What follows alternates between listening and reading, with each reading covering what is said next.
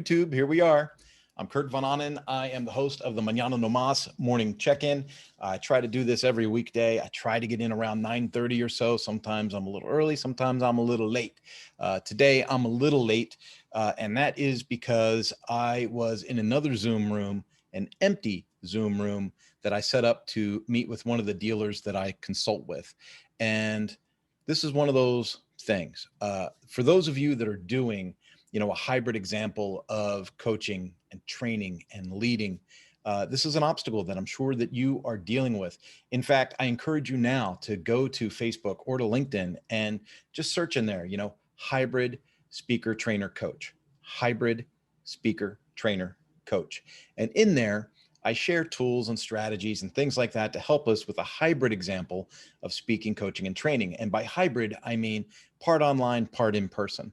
COVID crisis really took the online example, the virtual example, to a new stratosphere.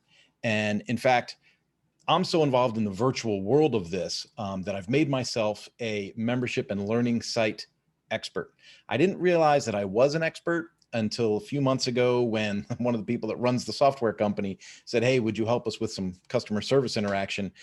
We're getting really busy. COVID's really ramped up our demand. We really need some extra help helping some new people get onboarded with the systems. Would you be able to do that? Would you be able to help us with some sales interaction?"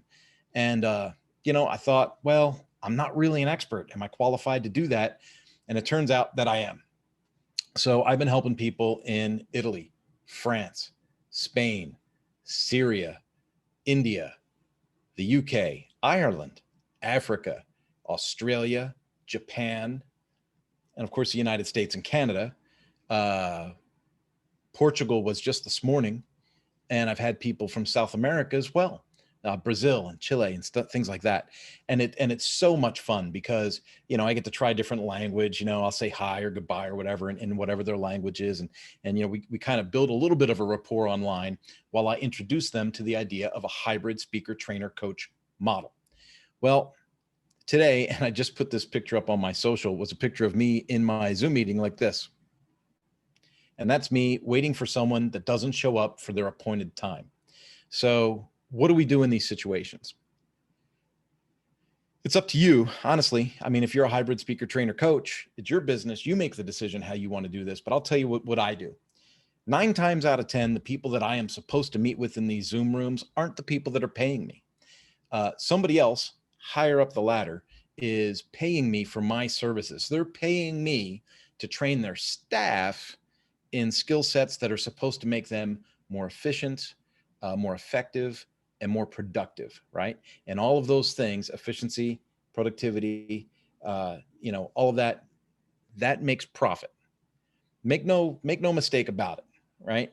Everything that we do for a corporation in some way is tied to a dollar. That's how capitalism works. And so I want these employers to feel that they are investing in their personnel from an altruistic standpoint, like you want to invest in your people, but also that there's some sense of return on investment, right? So we try to factor in some key performance indicators that would show growth. Now, when I schedule time with somebody for coaching and they miss it, I reschedule. Okay. I reschedule them. Like, let's say it's biweekly support calls. I do a lot of biweekly support calls. It's the way I like to set things up. Somebody misses a biweekly support call on a Thursday. I'll say, "Hey, what day next week would you like to do a makeup call?" And I do that makeup call typically on a Tuesday or a Wednesday, right? Just kind of a step off of the normal Thursday thing, right? And I've got reasons for doing that, but that's what I do. So I'll set that up. Now, let's say that Tuesday rolls around. They don't show up. I send them a reminder email while I'm in the room. "Hey, you might be looking for this link.